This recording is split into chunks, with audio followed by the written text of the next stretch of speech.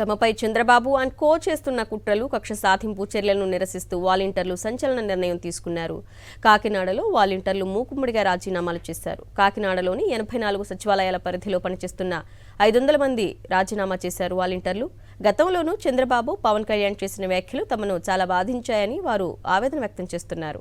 ఇప్పుడు వాలంటీర్ల ద్వారా పింఛన్లు పంపిణీ వద్దని ఈసీ ఆదేశాలు ఇచ్చిన తర్వాత తమ వ్యక్తిగత పనుల కోసం బయటకు వచ్చినా ఎందుకొచ్చారు, దేనికొచ్చారు అనే ప్రశ్నలతో అవమానాలకు గురి చేస్తున్నారని వాపోతున్నారు వాలంటీర్లు.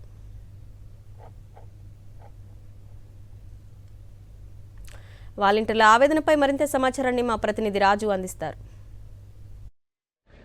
ప్రతిపక్ష నాయకులు చేస్తున్న ఆరోపణలను, విమర్శలను తట్టుకోలేక కాకినాడలో వాలంటీర్లు మూకుమ్మడిగా రాజీనామాలు చేస్తున్నారు. మొత్తం 84 సచివాలయాల పరిధిలో పనిచేస్తున్నటువంటి వాలంటీర్లలో 500 మంది ఈవేళ మూకుమ్మడిగా రాజీనామాలు చేస్తూ రాజీనామా పత్రాలను మున్సిపల్ అధికారులకు సమర్పించేందుకు మున్సిపల్ కార్యాలయం చేరుకున్నారు. ప్రస్తుతం మనతో వాలంటీర్లు ఉన్నారు, వారితో మాట్లాడే ప్రయత్నం చేద్దాం. చెప్పండి, ఈవేళ ప్రధానంగా ఎందుకు రాజీనామాలు చేస్తున్నారు?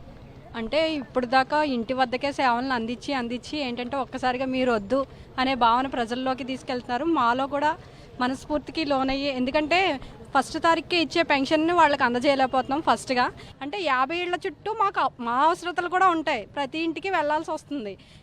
మా అవసరం కోసం వెళ్ళొచ్చు. మొన్నటి వరకు కొంతమంది టెర్రరిస్టులని, కొంతమంది ఏమో ఉగ్రవాదులని, ఫస్ట్నే కొంతమంది పవన్ కళ్యాణ్ గారు కూడా మమ్మల్ని విమర్శించారు. ఏంటంటే ట్రాప్ చేస్తున్నాము, మీడియాకి ప్రతి ఒక్కరికి మేము సమాచారాన్ని అందజేస్తున్నామని.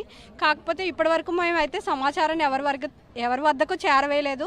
మా సేవల్ని వాళ్ళు వినియోగించుకున్నారు. మేము పరిపూర్ణంగా సేవనైతే వాళ్ళకి అందించాం. మాకు మా ఇంట్లో వాళ్ళకన్నా మా 50 కుటుంబాలు మేము ముఖ్యమైన సేవ చేసామండి. మా పిల్లల్ని ఎప్పుడు మేము చూసుకోలేదు. ఫస్ట్ తారీఖు రాగానే మా ఇంట్లో పని చేసుకోకపోయినా సరే ముందు వాళ్ళకి వెళ్ళి వాళ్ళ పెన్షన్ డబ్బులు ఇచ్చాక మా పిల్లలు మేము చూసుకున్నామండి.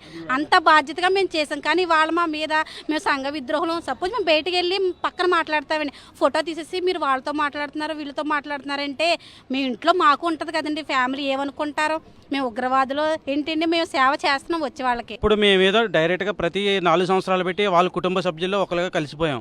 ఇప్పుడు వాళ్ళతో మాట్లాడితేనే మేమేదో సంఘ విద్రోహం, వాళ్ళకి ఏదో ఎక్స్ట్రా చెప్పేస్తున్నాము, మేము ఓట్లేదో అడిగేస్తున్నాము అని చెప్పి వాళ్ళు మమ్మల్ని ప్రస్తుతానికి ఈ 4 సంవత్సరాలు మేము సేవ చేయడానికి పనికొచ్చాం.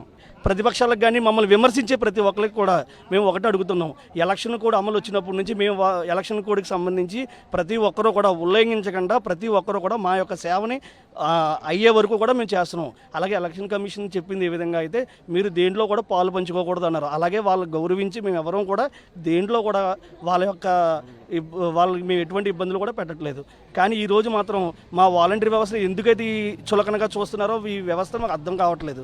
గత కొన్ని రోజులుగా మా యొక్క వాలంటీర్ వ్యవస్థ మీద ఎన్నో ఆరోపణలు చేయడం జరుగుతుంది. అటు టీడీపీ, ఇటు జనసేన నాయకులు మా మీద విమర్శలు చేయడం, మేము ఎక్కడికైనా మా సొంత అవసరాల కోసం బయటకు వెళ్ళినా మీరు ఎందుకు వచ్చారన్న ప్రశ్నలు కూడా ఉత్పన్నం కావడంతో ఇవన్నీ మనస్తాపం చెంది మేమంతా కూడా తమ ఉద్యోగాలకు రాజీనామా చేస్తున్నాం. ఖచ్చితంగా వైఎస్ జగన్మోహన్ రెడ్డికి మేమంతా కూడా అండగా ఉంటాము అని చెప్పి ఇక్కడ వాలంటీర్లు చెప్తున్న పరిస్థితి.